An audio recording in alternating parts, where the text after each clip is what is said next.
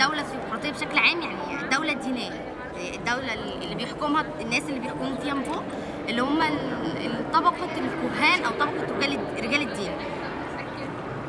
الدوله الثيوقراطيه اصل الكلمه معناها حكم الالهه، اللي بيكون فيها الحكام اللي بيكونوا ماسكين الحكم بيستمدوا شرعيتهم وبيستمدوا اصول حكمهم وبيستمدوا الشرائع بتاعت حكمهم من كتب دينيه ليها علاقه برجال الدين، يعني سيطرتهم هم، يعني رايهم هم، الراي بتاعهم. بيكون فيها الطبقه بيكون فيها الكهنوت الديني اللي هم الماسكين السلطه. كان في اوروبا الدوله الثيوقراطيه كانت بتطلق على اللي بيكونوا فيها الدوله ماسكين فيها الشرائع والقوانين بس، مش الحكم بشكل عام. اي دوله يكون فيها ماسك الشرائع والقوانين رجال دين دي اسمها دوله ثيوقراطيه. الحكم الثيوقراطي ابتدى تطبيقه بعد القرن الاول. ما كانش اللفظ ده ما كانش طلع على بعد القرن الاول، لكن هو كان موجود بشكل عام من قبل كده. اللي اطلق اللفظ ده كان احد العلماء، كان مشتق من كلمه ثيوقراطيه، مشتقه من كلمه يونانيه. كلمه ثيوقراطيه دي كلمه يونانيه اصلا معناها حكم الله. استعماله كان في الشائع معناه حكم رجال الدين. ظهر المفهوم ده في القرن الاول الميلادي، وصفوا به الحكومه القائمه عند اليهود، هي اسمها الحكومه الثيوقراطيه. كان المصطلح اطلقه جوزيفوس سوري كان المصطلح اطلقه جوزيفوس. الدوله الثيوقراطيه مش معناها بس كده، يعني مش هو بس رجال الدين اما يحكموا، لا ليها تفصيلات، ليها 4 انواع. اول نوع اما يكون اللي ماسك الحكم بيعتقد او بيقول ان هو صورة ربنا على الارض، زي ما كان الحكم الفرعوني في مصر. كان الحكم الفرعوني في مصر كان في فرعون كان بيقول للناس انا ربكم الاعلى، يعني هو كان معتقد ان هو صورة ربنا على الارض. فمعارضته مجرد المعارضه او مجرد الوقوف في حكمه دي وقوف قدام ربنا، لان هو سلطة ربنا في الارض. مصر الفرعونيه كان الاله اللي هو كان بيدعي الالوهيه كان اسمه رع. بعد كده هو كان الحكم ده، نظام الحكم ده نوع من انواع الدوله الثيوقراطيه اسمه تأليه الحاكم، ان الحاكم في منزله الاله، فبالتالي كل اللي ما ينفعش يبقى موجود مع الاله بيبقى في الحاكم ده، بيبقى الصفات والحاجات اللي ما ينفعش نعملها معاه، اللي ما ينفعش نقوله له، بيبقى في الحاكم. الحاجه الثانيه كان الشخص بيكون مش اله، هو مش بيقول ان انا اله، بس كأن ربنا هو اللي اختاره في الارض عشان يكون في ربنا اللي اختاره في الارض عشان هو اللي يكون صورته على الارض، مش مجرد ان هو صوره ربنا، لا اختيار ربنا في الارض. يعني الاولاني كان صوره ربنا في الارض، تاني حاجه كانت اختيار ربنا على الارض. اختيار ربنا ده ممكن يكون عن طريق ان هو مثلا كان حصل اختراع معين، فربنا اللي اختاره عن طريق مثلا طفل صغير يجي يختار في الاختراع ده. صورة ربنا على الارض ان هو يكون معتقد ان اي حد خلاص انا اختيار ربنا، فاي حد بيواجهني ده كده كانه بيواجه ربنا. انا اختيار ربنا فما ينفعش ان حد يجي يقول رايه فيا. انا اختيار ربنا فما ينفعش ان يكون ليا معارضين. فكان نشأ الحاجه الثانيه كانت الاختراع اللي هو صورة ربنا، اختيار ربنا في الارض. الحاجه الثالثه كانت نوع من انواع الدوله الثيوقراطيه، كانت مش اختيار ربنا ولا صورة ربنا، بس كان ان الظروف الناس اللي اختارته، بس الظروف كلها تم تهيئها ان ده اللي الناس تختاره. يعني ربنا ساب الناس، خلى الناس سبب ان هم يختاروه، لان الناس بدات تستنكر فكره ان حد ربنا بيختاره او حد يكون صوره ربنا على الارض، فابتدوا الموضوع ده يثير امتعاضهم، يعني مش مقتنعين بيه بشكل عام. فجي ساعه السلطان قسطنطين، كان سلطان روما، كان حط المصطلح ده، هم اللي عملوا النظريه الجديده دي اللي هي الخلط ما بين الدوله الثيوقراطيه بمنظورها ان فيها صوره ربنا في الارض، ان هو يخلي الناس هي اللي تختار حد، فيبقى هو ده الحد ده هو اللي بيمشي بامر ربنا، لان هو الناس اختارته وربنا عايز كده. وما بين ان الحاكم ما ياخدش يعني الحاكم يبقى ليه سلطه برضه ما يفقدهاش. حتى الكواكبي في كتاب مصارع الاستبداد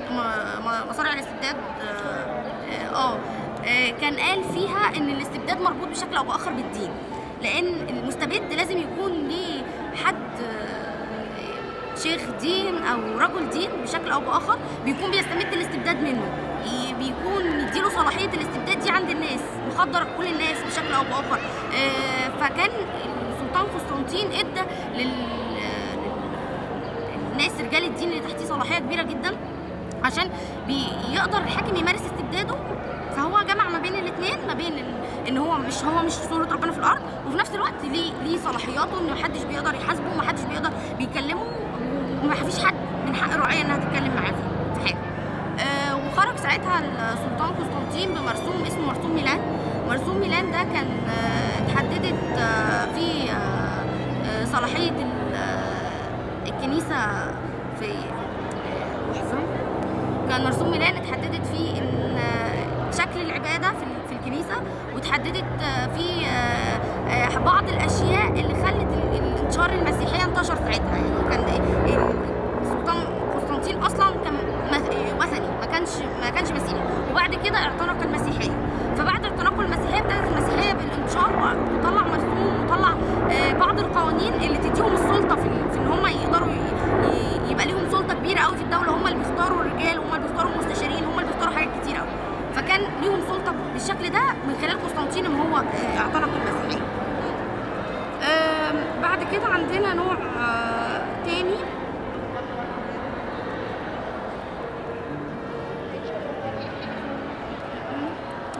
هنتكلم عن الدولة الدينية والتاريخ الأوروبي. التاريخ الأوروبي كان فيه عصر القرون الوسطى، كان فيه العصور الظالمة اللي شهدت، كان في عصر القرون الوسطى كان في العصور الظالمة اللي شهدت سيطرة رجال الدين بشكل كبير على الحياة السياسية والاجتماعية والدينية على الناس. فالناس أصبحوا إن هم كل حاجة في حياتهم بيتحكم فيها رجل الدين بشكل مش صح. يعني مش بيكون مثلا في دين والواحد يا بيتبعه يا بيعمل منه اللي هو عايزه، او حد بيدعوه ليه. لا، في حد بيتحكم في حياتك وهو بيقول انت تعمل ايه وما تعملش ايه.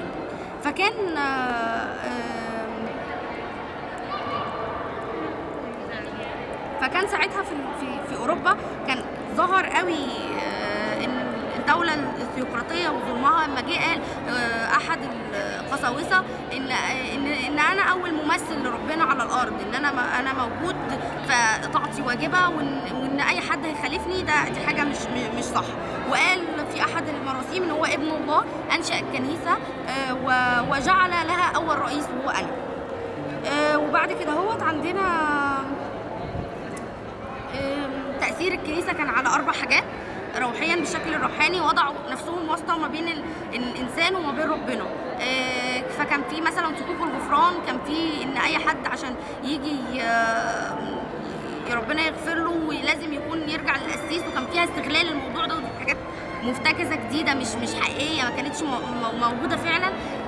يعني هو القسيس بيبقى فيه اعتراف ليه وكل حاجه، لكن كان فكره ان يكون في فلوس بتدفع دي اخترعوها بعض الناس مالهاش علاقه بالدين المسيحي اصلا، تم اختراعها عشان يستفيد الرهبان منها. يعني اصبح دخل الفساد في مؤسسه الرهبان. وتاني حاجه ان هم كان عندهم عقليا وفكريا الكنيسه مسيطره. الكنيسه فرضت ايه اللي يتقري مثلا وايه اللي ما يتقريش. كان اللي بيبقى ضد افكار الكنيسه بشكل او باخر كان بيتم من تنحيه، نفيه، بيتم ابعاده.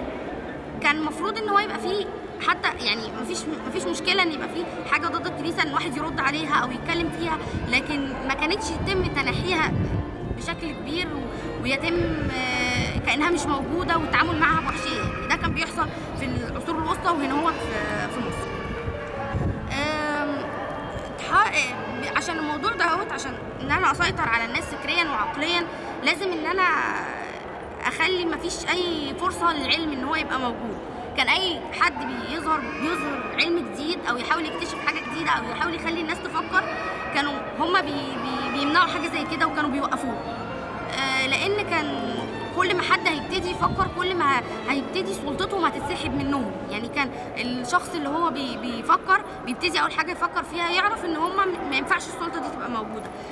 بيقدر ان هو ما يفكر يقدر يكتشف حاجات غلط هم بيقولوها بس عشان مصالحهم او عشان توافق المصالح السياسيه. فكانوا هم اي حد ليه علاقه بالعلم او ليه علاقه بالتفكير او هيشغل عقل الناس فكانوا بينصبوا ليه المشانق والمحارق، وكانوا اخترعت ساعتها محاكم التفتيش. بعد كده هو كان اصبحت الكنيسه في ثالث حاجه مسيطره على الناس. الجانب الثالث اللي كانت مسيطره عليه فيه الجانب المالي. كانت الكنيسه هي اللي بتقسم املاك الدوله، وكانت هي يعني هو الكنيسه المفترض كان دورها ديني، فدخلت الكنيسه والحكام دخلوا الكنيسه في حياه الناس وفي عيشه الناس، لدرجه ان هي كانت بقت بتقسم املاك الدوله، بقت هي اللي تحدد هي كانت ماسكه ثلث اراضي الدوله، هي اللي كانت بتحدد مين اللي تديله مثلا هبات، مين اللي كانت تاخد منه ضرائب باهظه، مين اللي كانت تاخد منه ضرائب قليله، وكانت بتفرض ضرائب سنويه على الناس. بعد كده هو فرض قسيس اسمه يوحنا الثاني، فرض ضرائب 20% من الدخل لكل واحد، وفرضت السخرة رعاياها. يعني انت مثلا تعالى اخدم النهارده في بيت ربنا، تعالى يوم ده لله، بس بتخدم في اراضي اللي هي بيروح مكسبها للرهبان او بيروح مكسبها للكنيسه. كانوا بيخلوا مثلا انت عايز تاخد ثواب فتعالى بالمجان، ما بياخدش اجر مثلا العامل او الشخص اللي بيجي عشان هو بيخدم في بيت ربنا، بس كان بتعود عليهم بمال، فكان دخل فيها فساد سياسي فساد مالي، لان الدوله سابت لهم السيطره في عهد السلطان قسطنطين. بعد كده الجانب الرابع سياسيا، الكنيسه اثرت سياسيا، دعمت الحكام المتسلطين، زي مثلا شيوخ السلاطين زي ما بنقول عليهم هنا، ان هو الشيخ اللي بيمدح الحاكم واللي بيتكلم عليه كويس عشان الناس تسكت ويثبت الناس بمعنى اصح. فهم كانوا هناك بيدعموا الناس الفاسدين، كانوا لازم الحاكم كان بيبقى واخد رجال الدين في جنبه، فبتبقى مساله تبادل مصالح، انك انت هيكون ليك السيطره الدينيه والعقليه على الناس والماليه، وفي نفس الوقت انت هتدعمني سياسيا، هتدعمني ان ما ينفعش ان الناس يقولوا لي لا، لان انا صوره ربنا على الارض، ما ينفعش ان الناس يعرضوني، ما ينفعش ان الناس يخرجوا عن اللي انا بقوله. فدي كانت استغلال الاستبداد الديني، الفساد الديني في الاستبداد السياسي. هو لا انفصال ما بين الاثنين، لازم الحاكم عشان يقدر يستبد سياسيا لازم هيستخدم حد دينيا عشان يقدر يستبد بيه. وبعد كده هو فترة من الزمن كان الجو بقى بشع في أوروبا، الناس بدأت إنها خلاص مش قادرة تستحمل وضع الدولة الديمقراطية بالشكل ده، مش قادرة تستحمل سيطرة الكنيسة على كل حاجة في حياتها، فحاولت أوروبا إنها تتخلص من الدولة الدينية. طب اتخلصت من الدولة الدينية إزاي؟ أوروبا كانت في أقصى اليمين بالنسبة لهم، كان فساد كتير قوي، فكان في أقصى الفساد وأشد الاستبداد السياسي والاستبداد الديني وكل أنواع الاستبداد، فتخلصت وبعدت عنه بأقصى البعد الشديد جدا عن يعني كده يمين أقصى اليسار بعيد عنه. أنا مش قصدي مصطلح اليمين واليسار معروفين، أنا قصدي التباعد ما بينهم. إيه؟ للعلمانيه. ابتدت اوروبا تتجه انها تفصل الحياه العامه عن الحياه الدينيه بشكل كامل عشان تتخلص من شبح الدوله الدينيه المسيطره على الناس، تتخلص من الكهنوت، تتخلص من سيطرتهم عليهم في الحياه السياسيه والاجتماعيه والدينيه والثقافيه وفي كل جزء من حياتهم. فابتدوا ان هم يقولوا ان احنا هنفصل الدين عن الدنيا بشكل عام، هيبقى عندنا بس الكنيسه، اللي عايز يروح يوم الاحد الكنيسه ان هو يصلي ويتعبد لربنا يروح، لكن الصلاه والعباده ما بين الانسان وربه. الكنيسه ملهاش اي سيطره على الانسان. حتى قالوا اشنقو اخر ملك باخر امعاء قسيس، كان من كتر نرفزتهم ومن كتر حقدهم على الكنيسه ان هي كانت مش تعبانين منها، فكانوا مش عايزين وجود لاي حاجه دينيه، كان زي ما يكون اصابهم فوبيا من الموضوع. وبعد كده ابتدوا ان هم ينقلوا ممتلكات الكنيسه زي الاراضي وزي الممتلكات العامه لاماكن ليهم، لممتلكات الدوله. بقى الدوله يبتدوا ينقلوها مدنيه مش دينيه، ويبتدوا ينقلوا ليها بقى الممتلكات، يبتدوا يتنصلوا من حكم الكنيسه شيء تلو الاخر. بعد كده اتطور مفهوم العلمانيه شويه شويه، فجه هوليوك من عام 1817 لعام 1906 جيب مصطلح حديث عرف العلمانيه بمصطلح تاني، قال ان الايمان بامكانيه اصلاح حال الانسان من خلال الطرق الماديه دون التصدي لقضيه الايمان سواء بالقبول او الرفض. فهو كده خرج الايمان بامكانيه اصلاح حال الانسان من خلال الطرق الماديه دون التصدي لقضيه الايمان سواء بالقبول او بالرفض. يعني احنا هنصلح الانسان من خلال الطرق الماديه، من خلال حياتنا العاديه، من خلال طرقنا اللي ملهاش علاقه بالدين. لكن مش هنتصدى لقضيه الايمان دي، احنا حاطينها على جنب بعيد عن حساباتنا، سواء بقبولها او برفضها مش مهم، مش هو ده موضوع. بس احنا هنحاول اصلاح الانسان واصلاح الحياه السياسيه واصلاح الدوله بشكل عام بدون التطرق للدين. فهو فصل الدين فصل نهائي جدا عن الدوله. وبعد كده تطور المصطلح البسيط اللي هو وصل لينا فصل الدين عن الدوله، اللي هو المصطلح اللي بتبقى الموجود عليه العلمانيه دلوقتي. فادت الظروف الدينيه الحرجه اللي كانت موجوده في اوروبا ان يحصل تطرف علماني وان هم يبعدوا عن الدين بشكل كبير. واختارت ان هم كان قدامهم اختيارين ما لهمش ثالث، ما كانش عندهم وسطيه في الاختيار، كان قدامهم يا دوله دينيه يا دوله علمانيه، وهم شافوا مشاق الاولى وشافوا البلاوي اللي كانت فيها اللي تعبتهم ودمرت حياتهم، فخلاص راحوا للدوله العلمانيه. عندنا نماذج للدوله العلمانيه، للدول الثيوقراطيه عفوا. عندنا الجمهوريه الاسلاميه الايرانيه، ان هو كان الشخص اللي بيحكم هو اللي بيكون بيشرع، هو اللي بيعمل كل حاجه، شبه النظام المسيحي. عندنا المملكه العربيه السعوديه، عندنا اسرائيل نظام ثيوقراطي، عندنا مدينه الفاتيكان. وطبعا العصور الوسطى في اوروبا، وبعض العصور في الدوله العباسيه كان فيها احد الخلفاء في الدوله العباسيه كان برضو مصور الموضوع ده ان هو صوره الاله على الارض، وكان بشكل دوله ثيوقراطيه ده. عندنا في اسكندريه هنبتدي ندخل في اسكندريه وايه اللي حصل فيها، عشان هندخل بعد كده على هيبتيا ان شاء الله. عندنا احنا قلنا في الاول ان عندنا السلطان قسطنطين كان وثني، وبعد كده تحول للمسيحيه. وقلنا ان هو ترك للبوابات حريه التصرف في كل حاجه، وان هم يكون ليهم السيطره. فطلع مرسوم ميلان باللاتينيه، مرسوم سنه 313 اعلن فيه حياد الامبراطوريه الرومانيه بشان الشؤون الدينيه وشؤون العباده.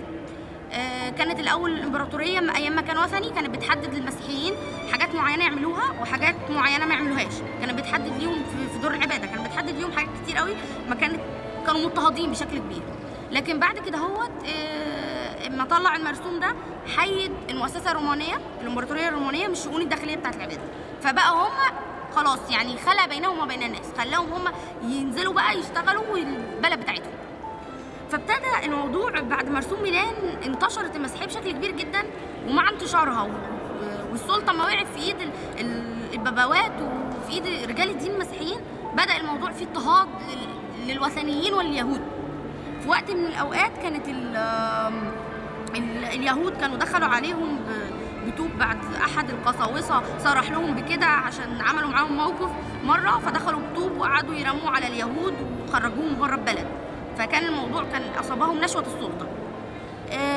بعد كده عندنا في مرسوم ميلان اتحدد شيء تاني برضو هيبقى فيه جدل بعد كده، اللي هو ما يخص سر الثالوث الاقدس.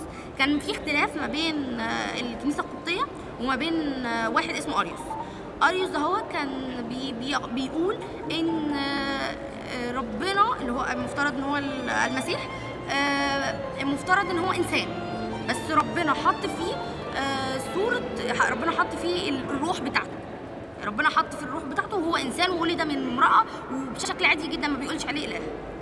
وده كان مخالف للكنيسه القبطيه، هو اشبه بالفكر الاسلامي في الموضوع ده، ان هو يعني اشبه في جزئيه ان هو انسان، ان هو كان انسان وربنا حط فيه الاله. حتى كانوا هم بيقولوا ساعتها باسم الاب والابن ما كانوش بيقولوا والروح القدس، هو كان بيقول والروح، يعني كان بيقول ان والروح التي في الابن، يعني كان يعني في القصب بيقول الروح التي في الابن، لان هو مقتنع ان هي روح ربنا اتحطت في الابن، مش كده. فالكنيسه حصل جدال كبير جدا ما بين الكنيسه وما بين اريوس، وخدوه كان في مناظرات مع المجمع المقدس، وكان في جدالات كتير.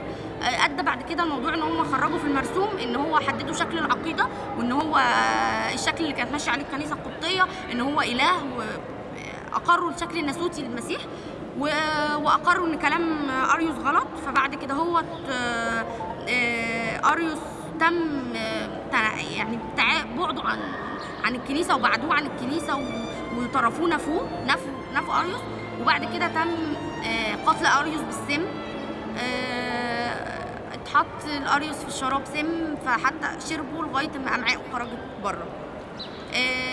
كان ساعتها وصلت الكنيسه لوضع انها من كتر السلطه ومن كتر الطغيان الموجود انها افتكرت انها كل حاجه، يعني بتقدر انها تحدد مين اللي يموت، مين اللي يعيش، مين اللي يتقتل، مين اللي يكون هو موافق على افكار الكنيسه فانا هخليه موجود، مين اللي رافض لافكار الكنيسه حتى لو بيعرضها من غير ما ينشر فكره او بيغير فكر غيره انا مش هسيبه يعيش، انا لازم هنتقم منه، لازم ان انا هخليه عبره لغيره، ما اخليش اي حد يفكر، ما اخليش اي حد ياخد علم، ما اخليش اي حد يعرف اي حاجه جديده.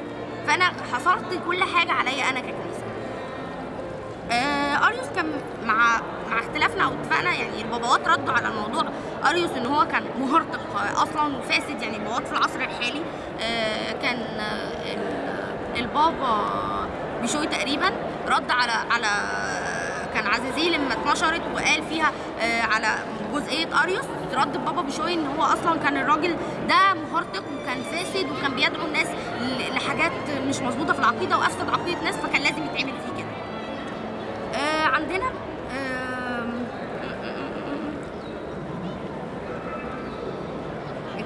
الكلمة اللي كان بيقولها أريوس: المجد للأب بالابن في الروح القدس، اللي الكلمة اللي أنا كنت لسه بقولها من شوية واتلخبطت فيها. بعد كده بعد ما أعدموا أريوس وأعدموه بالسم وأرسلوا جثته لكنائس إفريقية ومات أريوس بالسم زي ما احنا قلنا. استمرت الكنيسة في سيطرتها على مصر وحدث نفس الموضوع، بس ما اتقتلش مع حد اسمه نسطور. نسطور ده كان أحد الأشخاص القساوسة، كان مقتنع بنفس فكر أريوس في الابن اللي هو في الاله سيدنا عيسى، كان معتقد في نفس فكر اريوس، وكان في خلاف ما بينه وما بين القسيس كيرلس اللي كان ساعتها الاسقف بتاع كنيسه هنا في مصر، فكان مقتنع بفكره بشكل كبير، فكان حصل ما بينه وما بين كيرلس مشادات كتيره ولعنات، كانوا بيقعدوا يبعتوا لبعض جوابات ويردوا على بعض ويقعدوا ينتقدوا بعض، وده يقول على ده مهرطق والتاني يرد عليه. بعد كده ما حصل ان هم اجتمعوا برضه في مجمع مقدس واثبتوا ان كلامه غلط واثبتوا ان هو كلام كيرلس هو اللي مظبوط، وتم نفي نسطور بنفس الطريقه. نسطور كان في التوازي في نفس الوقت اللي كانت موجوده فيه هيباتيا. هيباتيا كانت احد نساء الفلاسفه، اتولدت سنه 370 ميلاديه. هيباتيا كانت بنت الاستاذ ساين، كان استاذ فلك والرياضيات، كان هو اللي مربي هيباتيا وكان بيعلمها، يعني مربيها متكفلها علميا ودراسيا، كان هو اللي بيحاول يعلمها من وهي صغيره. ما كانت موجوده في اسكندريه، كانت من وهي صغيره، هي جت على اسكندريه من وهي صغيره، يعني من وهي صغيره قوي جت على اسكندريه واتعلمت الفلك واتعلمت الرياضه. هيباتيا كانت احد العلماء النابغين جدا من النساء في الرياضه، كانت اول عالمه رياضيه في ميدان النساء، يعني النساء ما كانش فيهم نبغ فيهم، كان قليل فيهم اللي بينبغوا في العلم بشكل عام، وكمان في الرياضه كانت هي اول واحده. كانت هيباتيا كان مشهور عنها انها عذراء، ما كانتش اتجوزت، وكانت بترفض اي حد بيتقدم لها. كانت فكرتها ان في حاجات اسمى عن مثلا الشهوات الجنسيه وعن الكلام ده، وان الجواز ما كانتش معترفه بيه، وما كانت نظره له نظره فلسفيه مختلفه.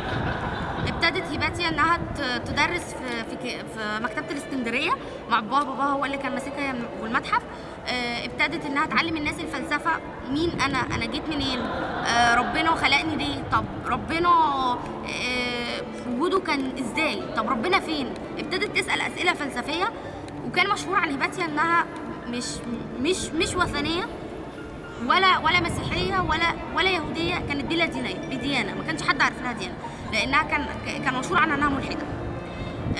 كانت هيباتيا كان بيوفد لها الناس من كل الديانات، من الديانه المسيحيه والديانه اليهوديه، وكانوا بيتعلموا تحت ايديها. كان موجود، احنا اتكلمنا عن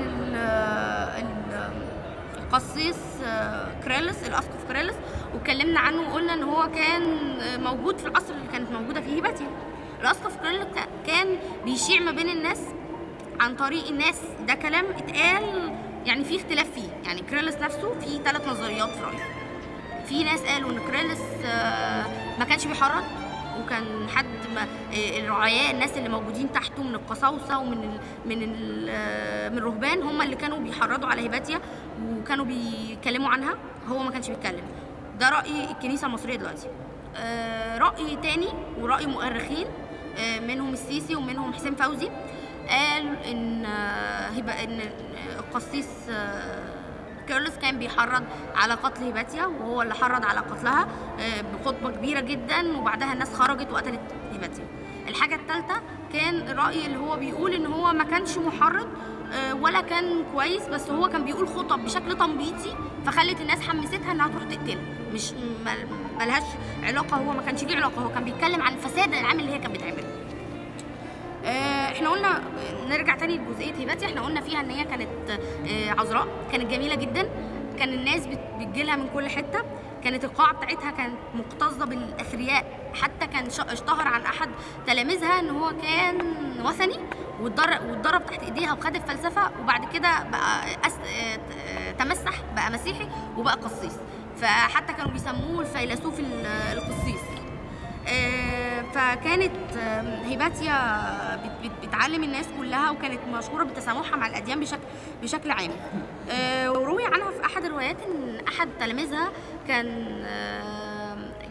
تلاميذها كان حاول ان هو يقرب منها، كان بيحبها وكان بيحاول باستمرار ان هو يتكلم معاها. فراحت هي كانت واجهته وقالت له انا مش معترفه بالزواج، وان انت عاجبك في الزواج ايه، انت ما بتبصلوش بهيئه فلسفه وبشكل ان هو حد بشكل حب وبشكل راقي، انت بتبصله لشهوات جنسيه، وده مش الحقيقي اللي موجود في الجواز. وكانت واجهته بصرامه، حتى ساعتها كان دي طريقتها في التعامل، وساعتها هو الشخص ده كان خجل من نفسه من كتر المطاردات اللي كان بيطاردها لها. احنا قلنا ان القساوسه منهم كيرلس كانوا بيكرهوا هيباتيا، وكانوا بينشروا عليها حاجات مش صح، والاسباب كتير. اول سبب ان هم كانوا بينظروا لهيباتيا انها تجسيد للعلم والفلسفه والامور اللي هتخلي الناس تفكر، فهو كانوا رافضين ده وما كانوش عايزينه. الحاجه الثانيه ان هم كانوا شايفين بهيباتيا كان بتربطها علاقه وطيده من صداقه ما بينها وما بين حاكم المدينه، فكانوا حاسين ان هيباتيا هي اللي مقلبه الحاكم عليهم، لان الحاكم كان بيحاول ان هو الحاكم كان وثني، كان بيحاول ان هو يقلل من صلاحياتهم شويه، فكانوا حاسين ان هي اللي مقلبه الحاكم عليهم ومخلياه ان هو ما يعملهمش كويس. حتى ساعتها كان اشتهر ان هو طرد احد المسيحيين من عنده، فقالوا ان هو بسبب هيباتيا، وقعدوا يشيعوا ده بين الناس. وهو الحاكم ده كان بيستشيرها في كل شيء، يعني ما كانش فيه شيء كان ليه علاقه بالحكم او ليه علاقه بالعلم بشكل عام لو كان بيستشيرها فيه. فكانت الخلافات كانت مستمره بشكل كبير قوي ما بين كبير الاساقفه وما بين المسيحيين. ففي وقت من الاوقات كان كيرلس السكندري عمل خطبه كبيره جدا، قعد يقول فيها للناس ان هيباتيا دي كافره، وانها بتحاول تنشر الفساد الديني، وانها بتحاول تبوظ عقيده المسيحيين، وان ما ينفعش انها تفضل موجوده. وكان الخطبه دي ده على روايه كثير من المؤرخين ان هي بيتم انكار الخطبه دي من الكنيسه، وبيتم انكار ان هم اصلا حاولوا يحرضوا. فالخطبه دي بعدها الناس خرجوا بشكل كبير، عموم المسيحيين، ومعاهم قسيس اسمه بطرس كان اللي بيتلو الصلوات في المسيحه في الكنيسه معاهم القسيس اللي اسمه بطرس اللي كان بيتلو الصلوات في الكنيسه، كان خرج معاهم وابتدوا ان هم يستنوها قدام العربيه اللي هي كانت بتركبها. وبعد كده ابتدوا ان هم يشدوها من العربيه اللي هي كانت راكباها، ابتدوا يجردوها من ملابسها ودخلوها مكان عشان يعذبوها فيه، جردوها من ملابسها وقطعوا جلدها وقطعوا اجزاء جسمها كلها. كانوا العوام المسيحيين كانوا بيضربوها بالطوب، وكانوا بيمسكوا اصداف البحر كانوا بيقطعوا جلدها بيه. ساعتها كانت هيباتيا الناس كان اصابها نشوه الظلم ونشوه القتل. انا بقتل حد بيضر ديني. هم معتقدين ان ده كده، ان انا بعمل حاجه بفيد ديني، ما انا بقتل انسان بيخالفني. فكان قتلوها بطريقه بشعه جدا، وفي الاخر حرقوا جسمها وحرقوها، والدنيا كانت مليانه السواد، اللون الاسود اللي كان طالع من جسمها. كانت موتة بشعه جدا. كانت اول واحده تموت لاجل العلم. هي ماتت عشان العلم، ماتت عشان توصل فكره ان لا، ممكن الانسان يفكر، حتى لو يفكر في غير اللي انا عايزه، بس ممكن الانسان يفكر. وكان حتى رجال الدين ساعتها كانوا وهم رايحين بيقتلوها كانوا ماسكين الصليب، وكانوا رايحين يعني كانهم هينصروا الدين. فهو كان متخيل ان هو اما هقتل واحده بتضر ديني فانا كده نصرت ديني. المفترض ان هي حصل في وقت من الاوقات، هباتي انا اعذروني على عدم ترتيب جزئيه دي نسيت اقولها في النص، ان هم كان المسيحيين ساعتها بتحريض برضو من بابا كريلس دخلوا مكتبه الاسكندريه وحرقوا الكتب وحرقوا المخطوطات جوه، وقاموا بتكسيرها بعد ما سمح ليهم السلطان قسطنطين ان هم يدخلوها لان فيها وثنيين ويطهروها من الوثنيين. وفقدت مكتبه اسكندريه اللي طبعا مساحتها معروفه ومكانتها معروفه، فقدت كتب كتير جدا بشكل غير عادي وبعلم لغايه دلوقتي ما كانش موجود. المخطوطات اللي موجوده هناك مش موجوده ولا عارفين نحصل عليها لغايه دلوقتي. الدوله كانت في مصر زمان كانت ابشع شكل الاستيقراطيه، كانت ابشع شكل ان انا ادخل رجل دين يتكلم باسم الدين في حياتنا. ابشع شكل ان انا احاول ان انا اسيطر على الناس باسم الدين، وقت الانسانه ضعيفه بتجاهد عشان علمها باسم الدين. المفترض ان انا كنت عايزه اقرا لكم جزئيه كانت موت هباتيا في عزازيل. موت هباتيا كان مؤثر جدا في عزازيل، فانا حابه اقراها. ممكن؟ مرت الايام مترعب التطور حتى كان يوم الأحد المشؤوم بكل ما في الكلمة من معنى. ففي صبيحة ذاك اليوم خرج بابا كريلوس من مقصورته ليلقي على الجموع عظته الأسبوعية، وكان على هيئته الحزن. لم ينظر إلى مستمعيه فرحا بشعبه كعادته، وإنما أطرق لحظة طويلة ثم أسند صلجانه الذهبي إلى جدار المقصورة ورفع يديه إلى السماء حتى انسدلت أكمامه الواسعة وبدت ذراعاه النحيلتان. انشرعت أصابعه في الهواء فكأنها أطراف المزرعة، وبصوت جهير هادر راح يقرأ الصلاة المذكورة في إنجيل متى: أبانا الذي في السماوات ليتقدس اسمك، ليأتي ملكوتك، لتكن مشيئتك في السماء وكذلك في الأرض. أخذ الأسقف يعيد الصلاة حتى أخذ الناس النشيج وهم يرددون الدعاء وراءه، ثم صاروا صوتا ناريا متأججا وهو يقول لهم: يا أبناء الله، يا أحياء يسوع الحي، إن مدينتكم هذه مدينة الرب العظمى، فيها استقر مرقس الرسول، وعلى أرضها عاش الآباء، وسالت دماء الشهداء، وقامت دعائم الديانة، ولقد طهرناها من اليهود المطرودين. أعاننا الرب على طردهم وتطهير مدينته منهم، ولكن أذيال الوثنيين الأنجاس ما زالت تثير غبار الفتن في ديارنا. إنهم يعبثون حولنا فسادا وهرطقا، يخوضون في أسرار كنيستنا مستهزئين، ويسخرون مما لا يعرفون، ويلعبون في مواطن الجد ليشوهوا إيمانكم القويم. يريدون إعادة بيت الأوثان الكبير الذي انهدم على رؤوسهم قبل سنين، اللي هو مكتبة الإسكندرية، ويودون تعمير مدرستهم المهجورة التي كانت تبث الضلال في العقول، ويفكرون في إعادة اليهود من الربع الذي سكنوه إلى داخل أسوار مدينتكم. لكن الرب يا جند الرب لن يرضى بذلك أبدا، ولا سوف يحبط مساعيهم الدنيئة، وسوف يبدد أحلامهم المريضة، وسوف يرفع قدر هذه المدينة العظمى بأيديكم أنتم، ما دمتم بحق جنود الرب جنود الحق. لقد صدق ربنا ليسوع حين نطق بلسانه من نور فقال: الحق يطهركم فتطهروا يا أبناء الرب. بعد كده اهتزت الجموع منتجة، وبدأت إنها تهتج من خطبته وتروح عشان تقتل هباتيا. مشهد القتل اتجه بطرس قائد الجموع إلى الشارع الكانوبي الكبير، ومن خلفه صار مئات الهاتفين. كان شمس الظهيرة متقدة والرطوبة العالية تخنق الأنفاس. البيوت ارتجت مع حركة المؤمنين، ومن علو الهتافات كان بعضها مغلق النوافذ والأبواب، وبعضها يقف ساكنوه على سطحه يلوحه بالصلبان.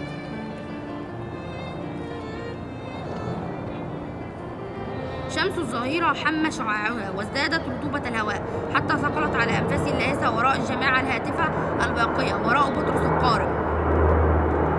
الكافرة ركبت عربتها ولا حراس معها. خفق قلبي بشدة واعتراني فزع مفاجئ لما رأيت بطرس يجري وهو يصرخ نحو الجهة التي أشار إليها الرجل ذو الرأس الطويلة وتبعه الآخرون. العربة التي رأيتها عربة هيباتيا. العربة هي والحصانان هما وقفوا يخرجون وهو يصيح اندفع ناحيتها أحدهم وهو يصيح صيحة هائلة ويخرج من تحت ردائه الكنسي سكينا طويلا صدأ أيضا السكين. التقط بطرس السكين الطويل الصدئ. رآه سائق عربة هيباتيا قفز كالجرذان وجرى متواريا بين جدران البيوت. كان بإمكان السائق أن يسرع بحصانيه في الشارع الكبير وما كان لأحد أن يلحق بالعربة، لكنه هرب ولم يحاول أحدهم أن يلحق به. ظل الحصانان يسيرين مرتبكين حتى أوقفهما بطرس بذراعه الملوحة بالسكين. أطلت هيباتيا برأسها الملكي من شباك العربة. كانت عيناها فزعة مما تراه حولها. انعقد حاجباها وكادت تقول شيئا لولا أن بطرس زعق فيها: جئناك يا عاهرة يا عدوة الرب. امتدت نحوها يده الناهشة وأيد أخرى ناهشة أيضا حتى صارت كأنها ترتقي نحو السحاب فوق أذرعهم المشرعة. وبدأ الرعب في وضح النهار. الأيادي الممدودة كالنصال، منها ما فتح باب العربة ومنها ما شد ذيل الثوب الحريري ومنها ما جذب هيباتيا من ذراعها فألقاها على الأرض. انفلت شعرها الطويل الذي كان ملفوفا كالتاج فوق رأسها فانشب فيه بطرس بأصابعه ولوى الحصالات حول معصمه فصرخت: باسم الرب سوف نطهر أرض الرب. سحبها بطرس من شعرها إلى وسط الشارع وحوله أتباعه من جند الرب يهللون. حاولت هيباتيا أن تقوم فرفسها أحدهم في جنبها فتكومت ولم تقوى على الصراخ.